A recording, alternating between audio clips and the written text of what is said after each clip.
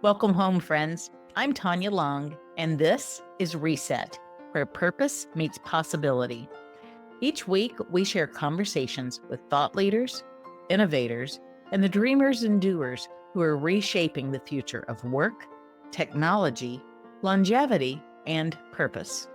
Whether you're navigating AI's impact, reimagining your career, or searching for deeper meaning, you're in the right place. So settle in, open your mind, and let's explore what happens when purpose meets possibility. Hello, and welcome to Reset with Tanya here at KPCR 92.9 in gorgeous Los Gatos. It is a beautiful, sunny, bright blue day. And the forecast for tonight is, Justin? It's dark. It's going to be dark tonight.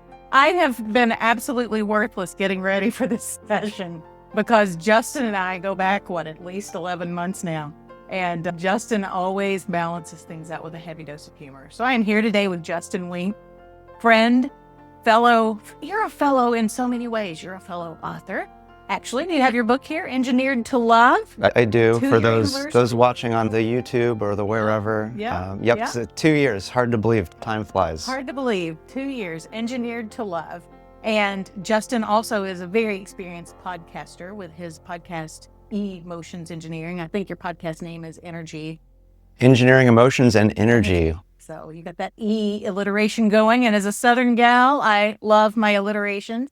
But, we're here to talk about your resets. And so as I introduced Justin just a little, Justin's had plenty of resets. He got a PhD in engineering and went off to do the deep tech work with a big company name in the Valley that's been around for 50 or more years. That's Intel. So you've been at several engineering tech companies, but the role that I most equivalent you to is Intel, because then you launched from Intel. You were delivering yoga classes at Intel. That made you a little different as a senior member of the engineering team. And then you went on to open up a practice where you are engineering emotions. That's the name of your company. And then you wrote a book on Engineered to Love, which I think is remarkable. I'm going to be stereotypical when I say this. Engineers don't talk about love. And you do. And you're talking about all kinds of love of self, love of family, love of purpose. And it's just very impressive. Thank you so much, Tanya. Yeah, it's great to be here in a real radio station. I haven't been in a radio studio since I was in college. And it's so funny, the call letters, are on KPCR. And the last radio station that I was on, I was college radio. It was Cal Poly Radio, Cape CPR. So it's the same letters, just mixed around. I think they were 92.3. I could be wrong. Maybe. And it was great getting to come in here and listen on the way in. Did you know that this station can be heard up to 3 miles away? That was about how far away when it was. The Cal Poly thing? No, here. I was about 3 miles away when I finally could get my car to actually tune into the station.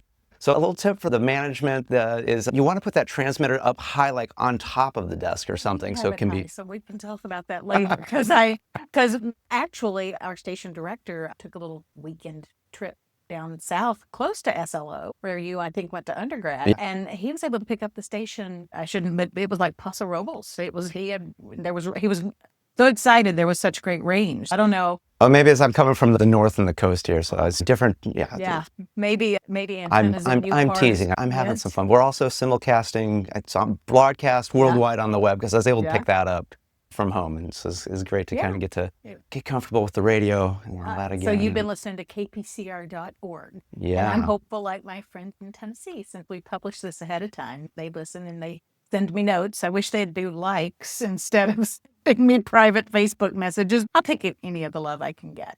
Oh yeah, it's all good to get the love. And I used to tell people that I'm a recovering engineer, but I do now feel like I'm a fully recovered engineer, that I'm human, that can do engineering, and there's so many things that I can do, and we all can do that. So it's often in these times of loss, transition, where things don't go the way that we realize, that we're so much more than we get attached to. But yeah. So what prompted that shift for you? Because, you made quite the commitment. Mhm. Yet you went all the way to get a PhD in electrical, I think, engineering. Yeah. And then did the work of being in a really monstrously sized tech company.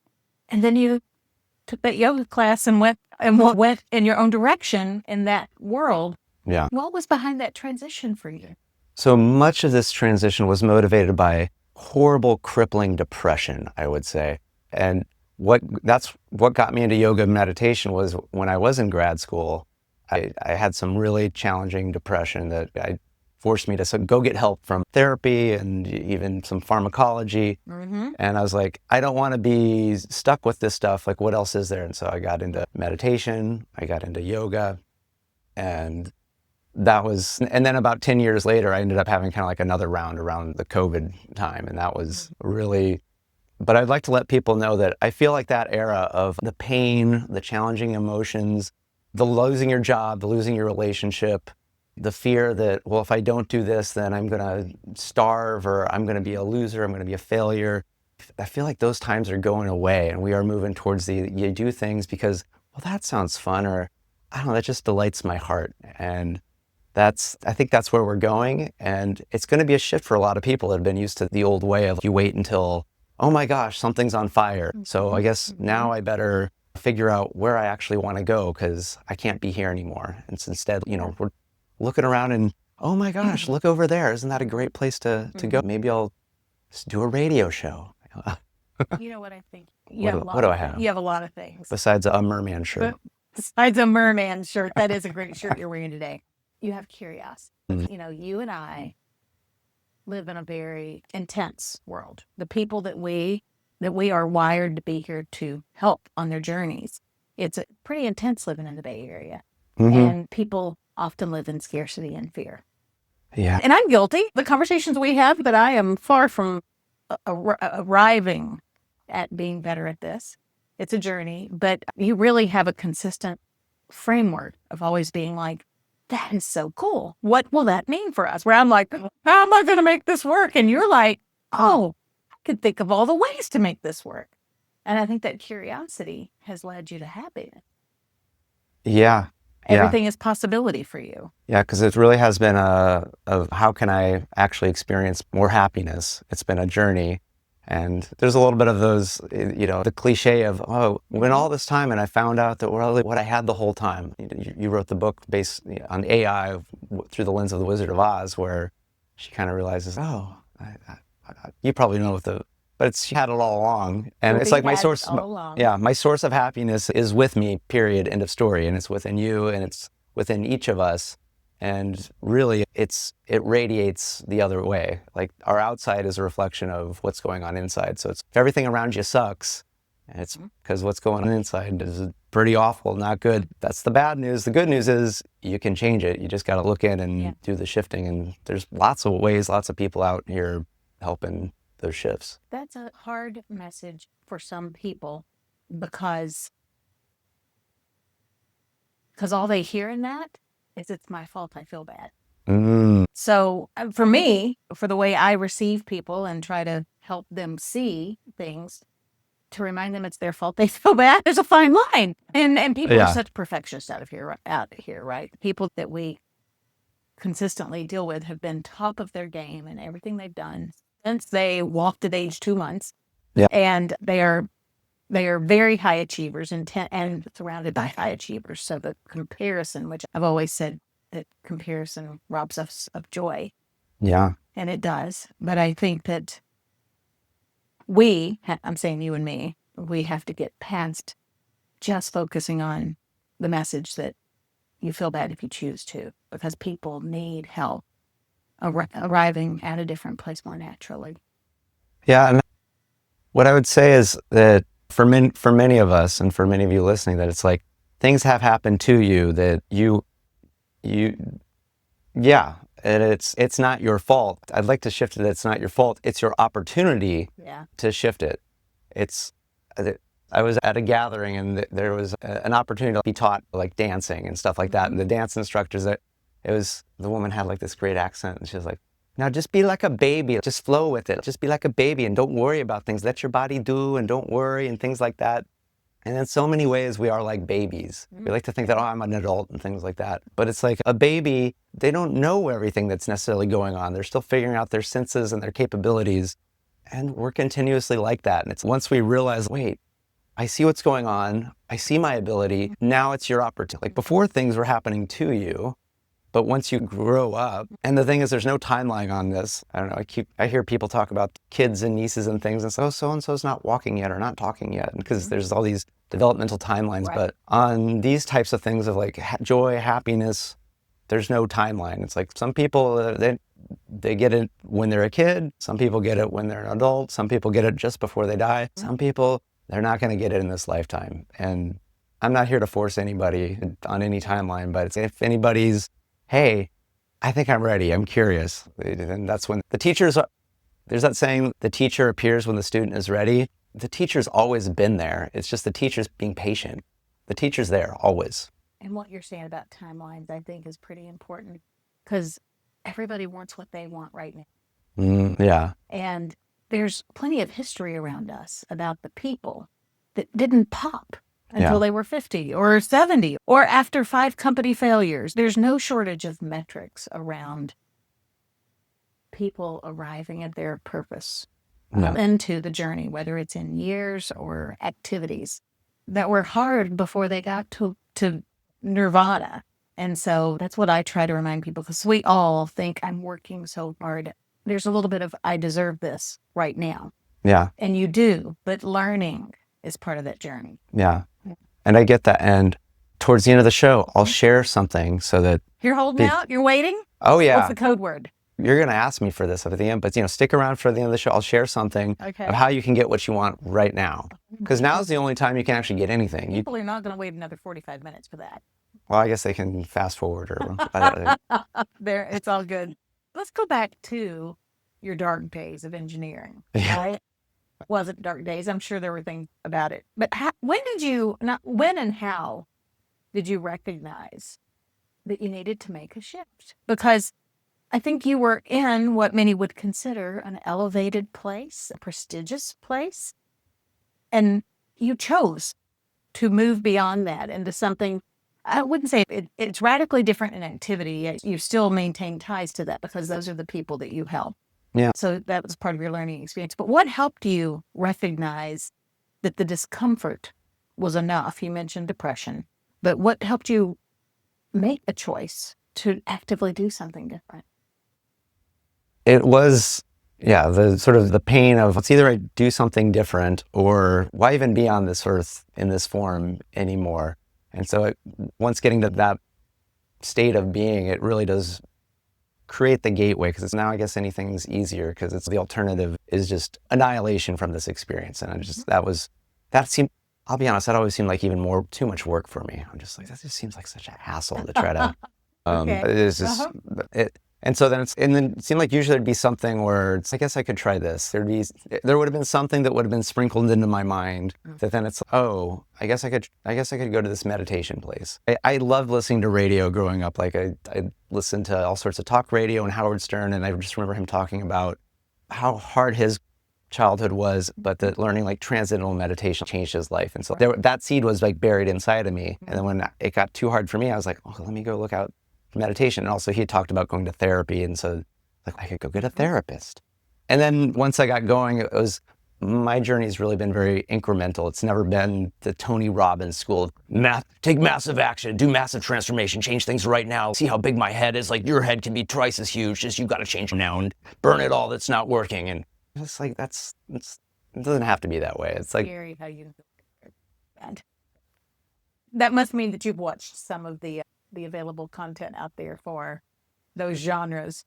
I've gone to those spaces. They have their time and their place, and for some people they do. But I found for me, it's little incremental stuff. Just my first position in Intel, I was doing analog circuit design, and after a couple of years, I'm like, I don't enjoy being around these people because they're not really all that human. Maybe I could try being around marketing people or just other, like sometimes just these like little tiny steps can have big changes over a lifetime of, like I could be around different people and they'll have a different perspective. And then I need to use different tools or learn different ways of being. It's okay, I'm still technical, but now I've got to learn some businessy stuff and think about how my message is being perceived and how am I being perceived. And so it's been very incremental, I would say. So there really has been a journey over a couple decades at this point. And it's like I like to say that I've now figured out some ways that can speed that up for people. because that's one of the things like I'm really good at Because is your experience and what yeah, you learned didn't work and what did work, yeah, you can save people the time and energy that you yeah, spent getting there. I yeah. love it. But if somebody wants to take 2 decades, like they Mhm. can, but if they want to compress that into 2 years, You don't know how you do know how many late 20-year-olds I've said, please go to therapy now.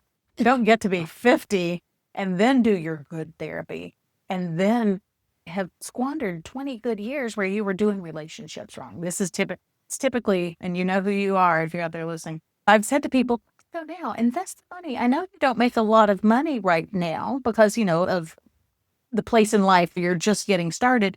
Get yourself squared away so that you go into relationships whole and healthy and you don't waste 20 years on pain from relationships. And I've got some good success stories under my belt of people who have done that and are just remarkably transformed in how they look at themselves. oh, I bet. So then their relationships are more fulfilling and Yeah, clear. yeah. Yeah. I'm going to take 1 second real quick and do a quick station identifier. We are at KPCR LP 92.9 in Los Gatos and sister station KMRT LP 101.9 out of Santa Cruz. It's a beautiful day at Pirate Cat Radio. We are here with Reset with Tanya with my good friend Justin Wenck, my wicked friend Justin Wenck. That's a reflection on our past. We did a podcast right before Wicked was released back in the fall, and you were very thoughtful because you did the podcast at the timing you did because my Yeah. book was based on the Wizard of Oz theme, and then we went and saw the Wicked movie the next weekend together, and it was a lot of fun. Yeah, and I ended up really enjoying it. Musicals, not necessarily my thing, No, it wouldn't but be. it's just is well done and fun, and I was glad I went. Yeah. And it was very thoughtful of you, and it gave you a conversation point for all the people that are in your life that would have. Yeah. Have you seen Wicked? Because it was such a big release when it came out. Yeah. Yeah, good. So something you said right before the station ID made me write down finding your tribe Mm-hmm. because you talked about should I go hang out with marketing people? With the engineers, should I hang out with people that think and feel and act differently? So finding your tribe, I think, is such an important part of evolving. And I think part of finding your tribe is being willing to let go of what you have.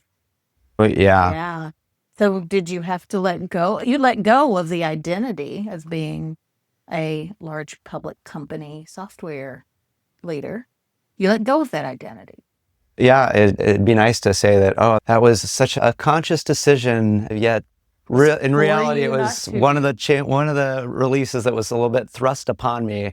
I like to say I was liberated from my job, but I was part of a layoff, as part of a layoff. Mhm. And it was one of many in the past few years gut-wrenching experiences of just, what happened? What do you mean? And yet also, as I've learned that in any and all loss, there ends up being so much more to gain, because it's like, Absolutely. Yeah. Say that again. in any loss, there's so much to be gained. Okay. Because if we just take the simple metaphor of, right now, I have a book in my hand, but let's say if Tanya had $100,000 she wanted to give me, I can't take the $100,000 from Tanya unless I'm willing to let go of this book.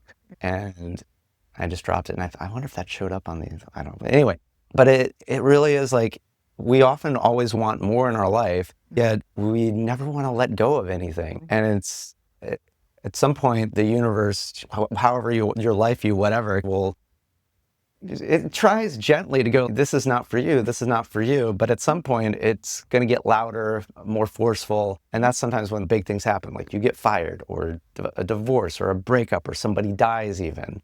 Because I've experienced loss of my mother, grandmother, sister in like the last 3-ish years.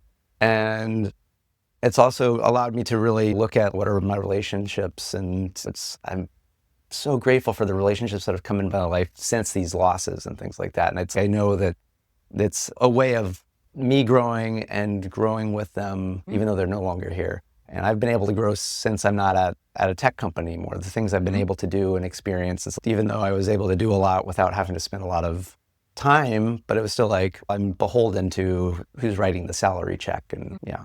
And I think what you moved into, whether it was intentional or not at the time, has given you far more choice and agency in what you do. And that agency, I think, for many of us, leads to better fulfillment and happiness. Oh, yeah. And There's probably many people out there that have maybe gotten into things and they have some idea of what it means to be successful in it. There can be such a gift in not being successful in something yet, because success can be such a trap. There's the term, the golden handcuffs. 100%. But any type of success can be a golden hand. It's if you do something and all of a sudden you have 100,000 people that love that. Can you do anything different and keep those people? Probably not. So that's going to be something even harder to let go of. So if you've gotten into something and it's not going, it's like you just might be building one of what might be required of a few skills before you get to your really big thing. And if you got too big too soon, it might actually slow you down. I've done a lot of things where I've at times been like, oh, why am I not good at this? It's not quote unquote successful. And then a year later, I'm like, oh, I'm so glad that didn't work out because I'm sick of that now. Like, we were talking about loss, and you and I have some of the same losses, identical losses in our lives, divorces, a divorce each, not fully. But anyway, I digress. But being divorced is a loss. Losing a job, we've both done that, is a loss. We both lost our parents. You still have your dad. Yeah. But tremendous loss. And in Engineered to Love, you talk about being engineered to love and how that relates to loss. I should have prepared ahead and picked a passage for you to read. That would have been very prepared of me, because you've got some real zingers in your book.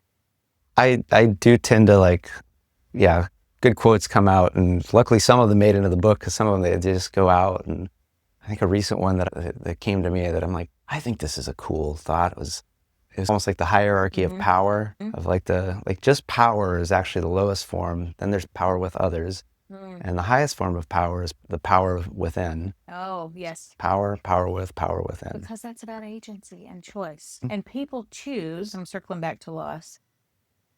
A lot of people initially will look at loss as just was taken from them. Yeah. Instead of what it makes available for them. Yeah.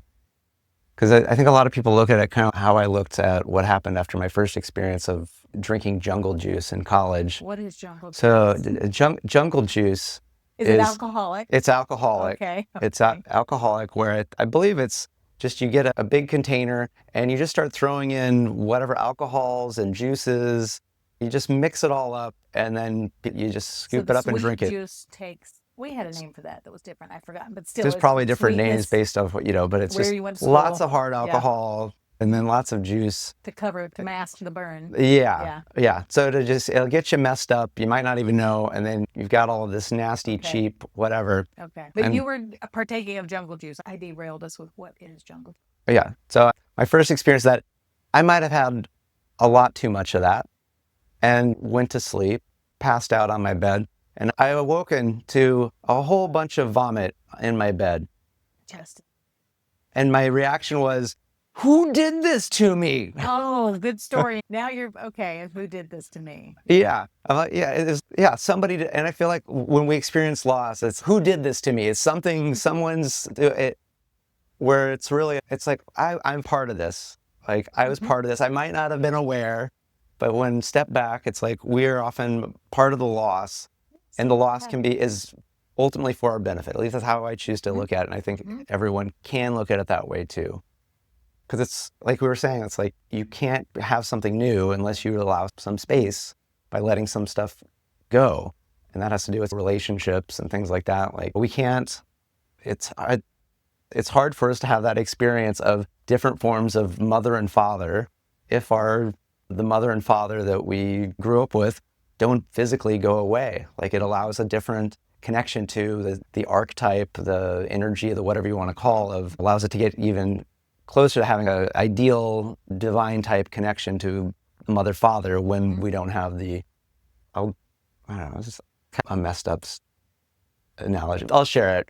But we are on public radio. Yeah, it's more just, it's clean. But I had somebody, I'll just say somebody said something after, like my mother passed, and the way some inheritance things worked out, it was like, and this person's mother passed like when they were really young and mine passed when I was older. It was just, hey, is it fair that you get what you got and I got what I got? Feeling like he got the short end of the stick because his mother passed when he was like a teenager. Oh. And so he's thinking that I'm so much better off because I had my mother and then I got some other gifts and things like that. And I didn't respond to that because I'm like, I don't need it. But I had a thought of, you don't know what it was like growing up with my mother. And for all you know, it was the greatest gift that this person's mother passed away when they did, because we don't know what's good or bad. We just have this assumption that, oh, it's better to have a relationship go till death do we part, to have a mother and father live long. But sometimes, like, maybe we're getting an extra special gift when they're not in our life or they pass soon. Like, there's so many more opportunities that's different than what we think is what we're supposed to have. So that's just what I... Yeah, and that was very tame. So I'm sorry I cautioned you before you started.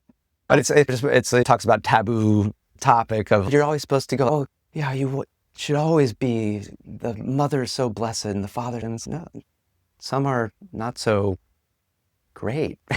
And that's what you learn in therapy, right? Yeah. To not make up your narrative in such a way that it's not truthful about what you went through. And what I decided in my 50-year-old therapy was they did the best they could. And Oh, yeah. that generation, they love differently their children than the men I date now that are 50, that have kids. How they act with their daughters is not how my daddy acted with me. It's a different time. We've learned a lot about how to show love.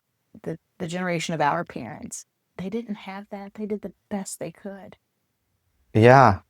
Like, I kind of like to think of it as like generations of the PlayStation game console that, like...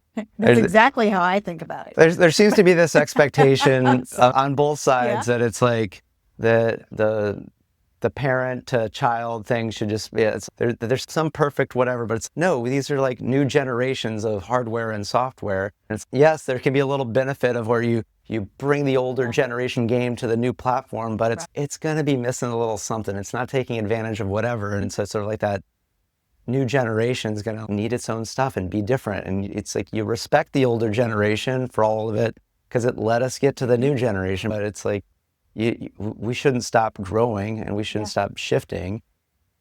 There's value in both. I'm thinking about the analogy or the differences I just articulated with the men that I date that have children. Yeah. It's different. But I think there's good and bad on both sides. With my parents, who I loved deeply, I learned to be resilient. I learned to be resourceful. I learned to be very independent and do my own things. I think this generation is getting a lot of hands-on love. But with that hands-on love, they're not developing the same levels of resourcefulness because that muscle isn't grown, because it's like, oh, let daddy do it for you. Oh, let mommy write a check and have that done.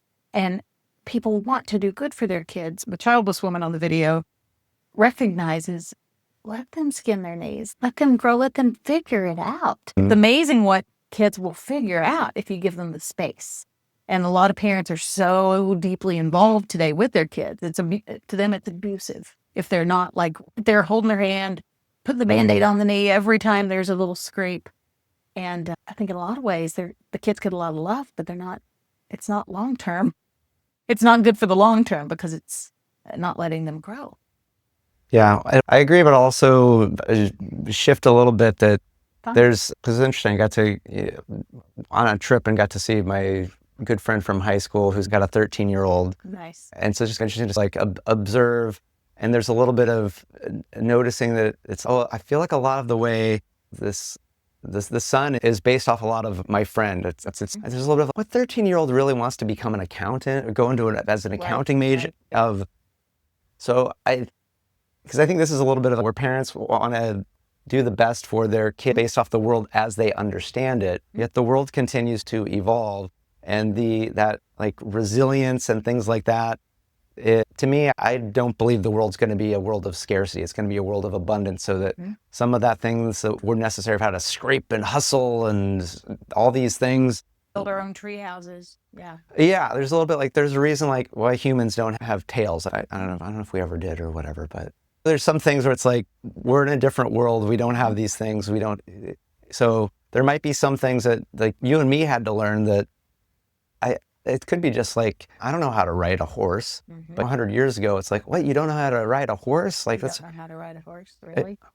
I probably could, it's going to be rough. It's going to be, but we'll share stories later. I mean, I wouldn't be surprised if the majority of anyone born in the last 5 years will never learn how to drive a car. Will never learn how to drive a car. Because it just makes sense. There'll be some, because it's fun old timing. There's still people that But it's now, it's if you don't help somebody learn how to drive, it's that they're going to be not going to be able to engage in this world. But the way the world's going, it's like there'll be abundance of ways to get around in the world that don't require needing to operate it. Absolutely. And so, yeah. Good, good. So you mentioned the 13-year-old, which is a great segue for me to do this next station identifier. Oh, And I'll tie it into 13-year-old in just a minute when I say, you are listening to Reset with Tanya with Justin Wenck on KPCR LP 92.9 out of Los Gatos and KMRT LP 101.9 out of Santa Cruz. And the connection to the 13-year-old is that Pirate Cat Radio here in Los Gatos is running a summer camp for radio broadcasting. So that's going to start in June. And I think that's a great skill, hobby, interest point. We're targeting 13 to 17-year-olds for this summer camp. So look on kpcr.org to get more information. It starts in June. And gosh, I just think that would be really cool because a lot of these kids are interested in podcasting. These are such relevant skills. And you and I know speaking skills are really important. And to give these younger people a chance to work on that, I think will be a brilliant way. yeah. It really allows a lot of things from the speaking, communication, technology. Yeah. I'm excited about it. I think it's going to be pretty cool. Anyway. Yeah. So back to, what were we talking about when last I jumped off the 13-year-old bridge? I just know, speaking of bridges, the Dumbarton Bridge, if you're heading over that right now, it gets higher in the middle to allow boats to pass through, and then it comes down so you can connect with the other road. So that's your traffic report coming out of Thank you. KPCR. Our listeners across the U.S. needed to hear about the Dumbarton Bridge. And now they're asking, Barton? Poor guy, who was Barton? It's just a funny name for some things are just Dumbarton. You are right. So we've talked about loss. Yes. Loss is really just a transition. You and I help people with to say yes, Tanya. Yes, Tanya. I got you to do it. That's awesome. But loss is just a transition. And you and I help people with transition. So the losses that you've had, and we've talked about the different, not layers, but the different types of losses. They all come with different lessons learned. Yeah. And you've had several of those lessons.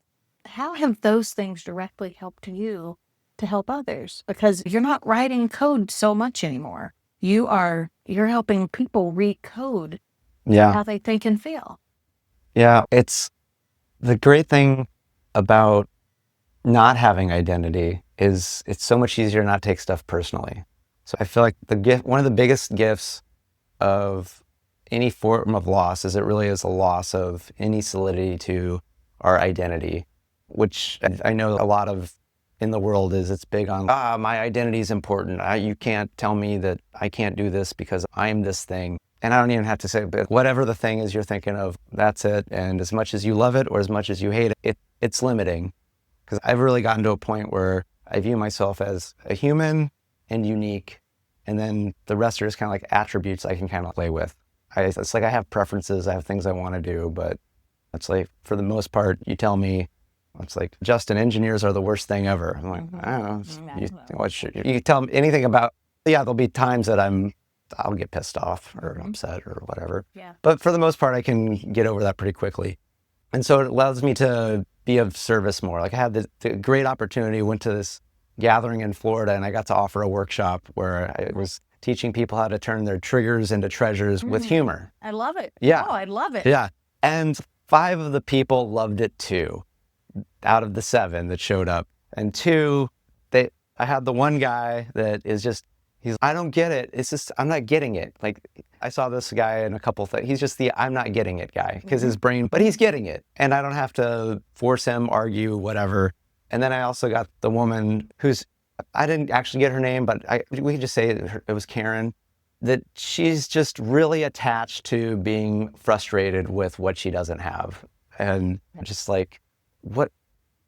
Yeah. And I'm just I'm able to like respect and allow her to be who she is, where she is. And maybe some of the stuff I said those seeds will sprout later or not. Yeah. But I'm going to appreciate the people that got it and trust that the people that showed up that maybe didn't get it right then, they will get it.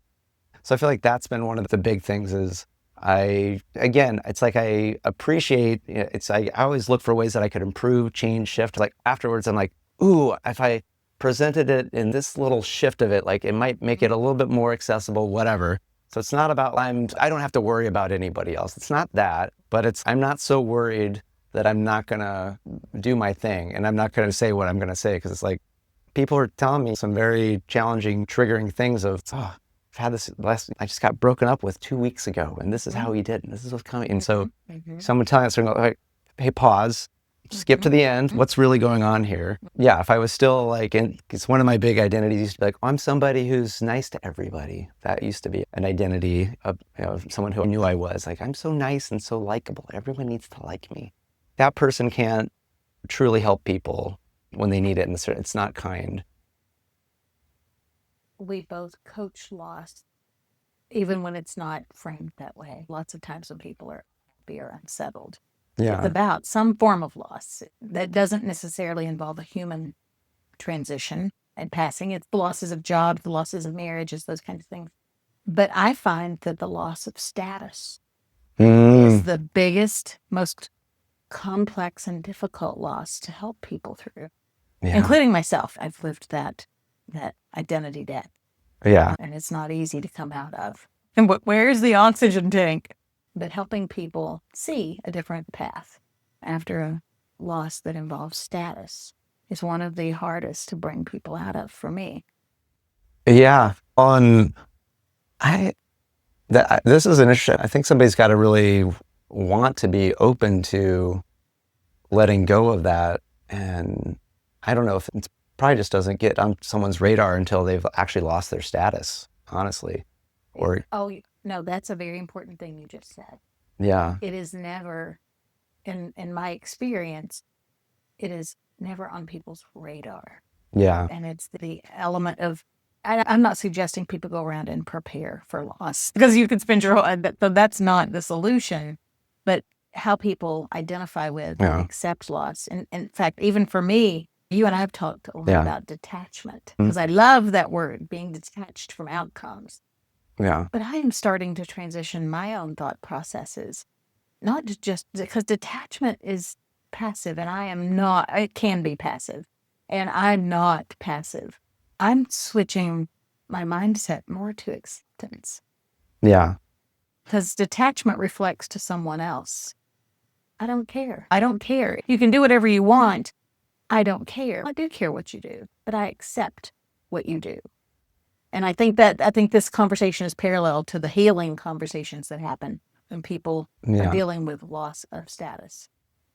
To me, I think I guess if I was going to define detachment, I would say it's detaching my emotional state from anybody else's actions or whatever, which is different than having boundaries. It's like, I can still have boundaries.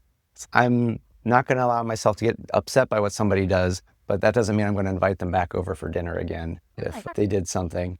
Because the being angry, the being upset part doesn't serve. No. And it often doesn't change the other person. In fact, often it usually ends up allowing them to continue being who they've been and are. Yes. And sometimes just more and more, I just end up smiling and being amused. And I know there's some people that they just get so frustrated. Why is this guy? So like yesterday, I think I was at a group lunch with you a few weeks ago where you couldn't stop smiling, and I was the only one at the table who knew what that meant, what those code signals were. I'll say that there are times where there were kind of little pokes at the status thing. And I experienced this yesterday because I think I was telling you before the show, I went to Calistoga where they have all these natural mineral springs and things like that. Went to a place like this and got a mud bath, which is great. This is why your skin looks so good. I'm just checking you out. I'm radiating. You've been slothed. I've literally been grounded in a bunch of mud. I've literally been grounded, but I'll bump mud bath. And when the procedure was over, there was a power outage in like the whole town. And that's funny. There was a woman who was losing her mind because she couldn't blow dry her hair. And she's like, I'm supposed to go outside like this? How embarrassing. Where am I supposed to plug this in? Is there anywhere? And it was like, that's a bit of a form of loss of status, right? Of like the status of being because for her, pretty. That was her dignity, was to be able to go out coiffed. Yeah. She, for some reason, needed that. Yeah. And to me, I'm just like, I'm in a relaxed, chill mode anyway. I think I can just keep chilling and relaxing. And I did for the next 2 hours, and then the power came on. It's like there was a pool, there was plenty of stuff to do. And yeah, so it's like people will sometimes the world can status check you at any time. And so if you ever get frustrated, it's like there's an attachment to status. But I will offer that there is a way to more proactively do it. It is to do something new. Do something you haven't done before, because you're not going to have status at it. You're not going to be good. You're going to have a hard time. You're going to be less than everyone else. And so notice what comes up. And so then that's, if it's really frustrating, really challenging, whatever, it's like probably time to get some tools, get some practices, talk to some people. Because I do believe that like all of these times of loss and things, like they can be really awful, but they don't have to be as awful. They can be, it can be more easeful. It's a mindset shift. Yeah. You and I know, because the way we show up with people, you can take two people and identify the same calamity, each of them. Yeah. Some people are like, very interesting. Well, I do with that. Yeah. And then other people are like, I can't, the hairdryer doesn't work. Yeah. How am I ever going to get home? Yeah. Because Right? me, I Yes, was like, oh, the yes. power's out. An even better detox. Like now I don't have any. Exactly. Now, I'm just imagining if power had controlled the water supply in terms of pumping it into wherever you were, and you were in mud for the rest of the afternoon. That probably would have been inconvenient. Yeah. But it would have been a funny story to tell. Oh, yeah. Yeah. My 20-minute mud bath lasted 3.5 hours because there was a power outage. Yeah. Yeah. Because a lot of things, like the sooner you can get to 30 years from now, if you looked back, what would you think about it? If you could do that now, you just skip to this is an enjoyable story I'm being a part of, instead of, oh my gosh. Yeah, that's an interesting framework to consider. If people have thought about, how do I turn this into a good story? Because this is a unique experience. Yeah. So how do I turn it into a good story? If we looked at things with that mindset, we might create a feeling of purpose in what is happening and enjoyment of it, maybe. Yeah. But, so before I ask this question, it is time for KPCR LP 92.9 is where we're broadcasting from, and sister station KMRT LP 101.9 FM. We are a public radio station, and that means that we build messages for the communities that we serve. So this station is, Justin was asking me before the episode, I would say is a very heavy, creative music itinerary set. And then they have some high quality talk shows like Reset with Tanya. And there are some locally based talk shows where local business leaders and community leaders are profiled so that the community learns those people. This is a public funded, user funded experience. And I'm so proud to be part of it, because what we're doing, I believe, is a service to the people who get to be in this community and be part of that creative process.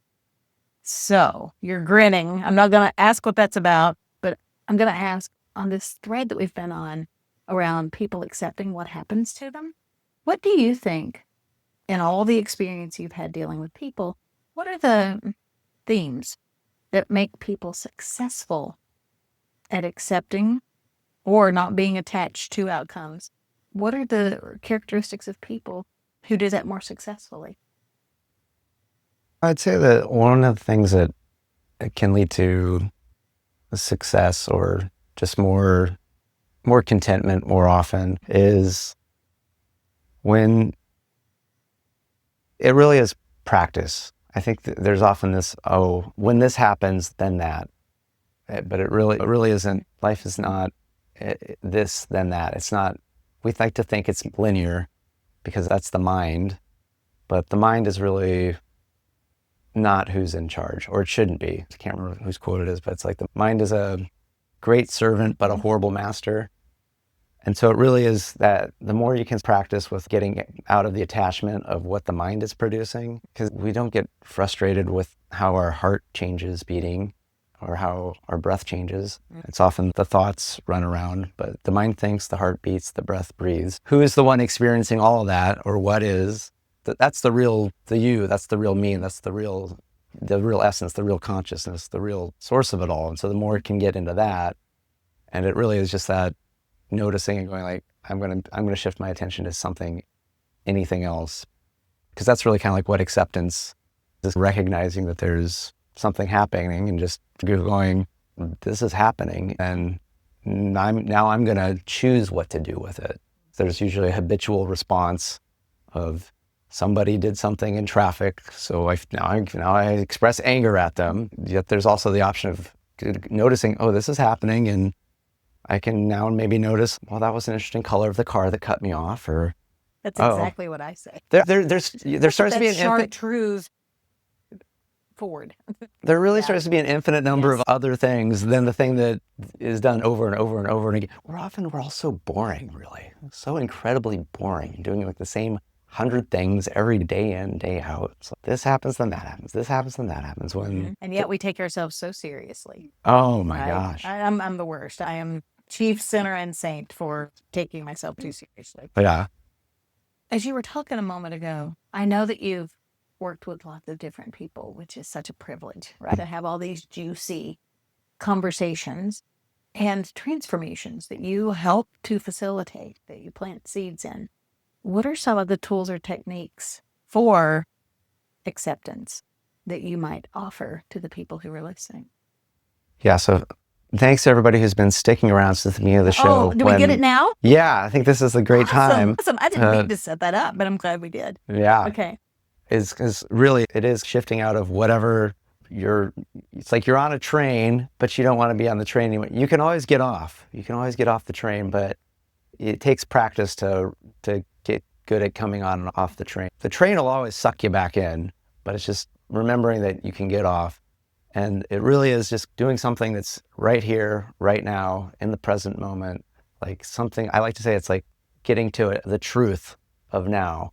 Because really, whatever we're experiencing in the here and the now, that's the only thing that is absolutely true. Anything you and I have said, it could be complete lies. Could be complete lies, made up. The fact is, somebody heard it. That's true. There's no debating. So I'll offer, there's 3 things to this, but if you only get one of them in a moment, like you're doing great. So it would, the first is to breathe deeper than you would usually breathe. So like inhaling through the nose, and then exhaling through the mouth. So that's like the one other thing. And then the second thing is when you're doing that, you can imagine that you're like breathing into your heart, like into the heart area, and then exhaling out to wherever. So that's now a second thing is it's like the breath, then attention on your heart area. And the third is you can just be, as you inhale, you can just say, I love myself. So just like inhaling, I love myself. And so if you just do one of the 3 things, you're doing great. 2 of the 3 things, also good. 3 out of the 3. But I would challenge anybody, if you can remember to do that at least once a day and do that consistently over the next 3 weeks, you'll probably notice some profound shifts. And the more you can do it, this is the kind of thing that like driving down here that I can just do. Of just, I love myself. It just got cut off. I can't get the radio station on my dial. I love myself. It's coming into my heart, letting it out.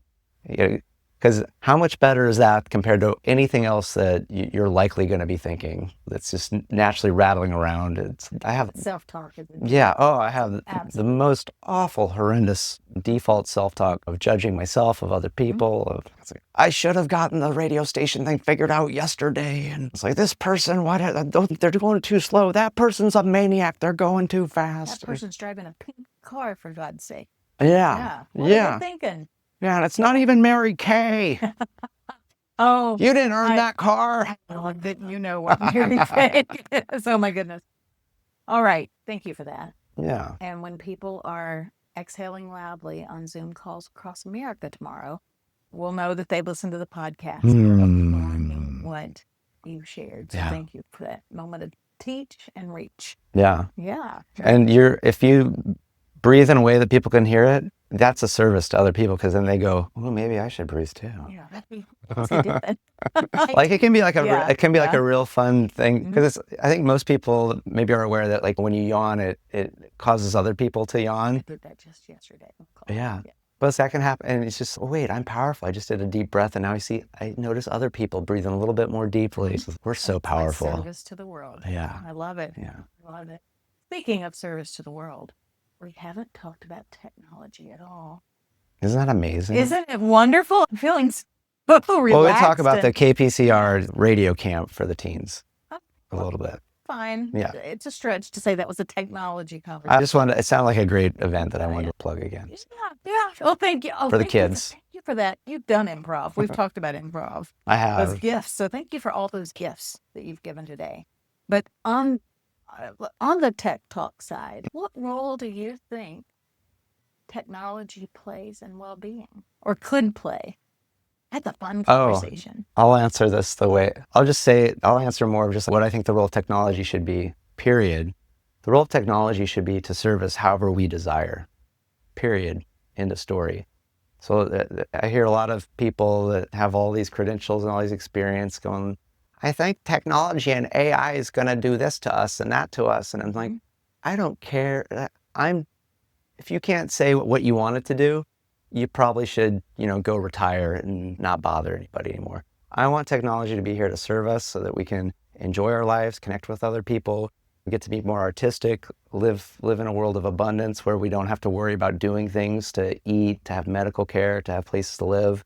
That's the kind of world that I'm putting in, that I'm creating, that technology is going to be here, that it's going to be the most incredible servant. It's going to be maybe like the fourth servant. It's our heart serves us, our lungs serve us, our mind serves us, and then technology is going to serve us. It's been backwards for way too long where we have been serving technology. It's time to end that. And if somebody is not about ending that, stop listening to them. Stop paying them any attention. They're a child. They're a child. We've let the kids run amok for too long, especially here in Silicon Valley and in other parts of the world. It's time for the adults to go, all right, kids, that was cute. We're going to make this actually something that's going to be really enjoyable for everybody. It's time for technology to be for everybody, period, end of story. And that'll just result in great wellness. I love it. What would be your number one tactical, practical tip? I'm talking about the real meat and potato stuff. Don't look at your cell phone at night when you go to bed. Those kinds of, which one resonates for you the highest? I would say one big thing is ignore the news as much as possible. Ignore as much news as much as possible. If it's really important, somebody will tell you. And then after that, as much types of digital detox, I think it is good to have a no phone from, at some point, don't go to the phone right when you wake up. But oh my gosh, even just a 4-hour digital detox, it can be like quite white knuckling often, but you feel so refreshed afterwards. And then if you can then do that for a whole 24-hour period, but again, start small and build. Thank you. Start small, make improvements, build. I could go on for another hour, but we're at the top of our hour. So let's end this with help our listeners understand how they can experience you, get in touch with you, the mediums. I know we talked about at the beginning of the call, but let's let you recap that one more time as we close. Yeah, it's great to be here. KPCR 92.9 FM, Los Gatos, California. You're hired. Yeah. I'm like, oh my gosh, it's top of the hour. We got to get the call letters out and all the things. We can get in touch with you on LinkedIn. Yeah. So I'm Justin Wenck, PhD, on all the major socials, including LinkedIn, Instagram, all those things. JustinWenck.com is great to find the podcast, stuff about my book. I have some free offerings there. There's, Awesome. that you can get. You have an excellent meditation. I will say, because I called you when I did it. It was excellent. Yeah, thank you so much for finding that, because now it's even easier to find there under the free offerings webpage. So good. And you're on the 2-year anniversary of your books. I noticed you had some programs going on for packaging with the book. Yeah, so it's like the 99 cents for the Kindle, and then everything's else as literally the lowest possible price Amazon would allow it to be. So, wonderful. Yeah. All right, it's a gift to people to be able to read what you share and in the way that you share it. So thank you. Thank you so much. And yeah, I'm open for one-on-one coaching, consulting, and then also giving talks to teams and groups and things as well. Wonderful. Then I hope we see more of you talking to teams and groups to make this a better world. Yeah, thank you so much, Tanya. Thank you. So we have been here on KPCR 92.9 FM in Los Gatos with sister station KMRT 101.9 out of Santa Cruz. We are signing off with Justin Wenck and Tanya Long from Reset with Tanya. Have a wonderful rest of your week. Is this just dead air right now? Are we live? Well, but they want to know what's going on.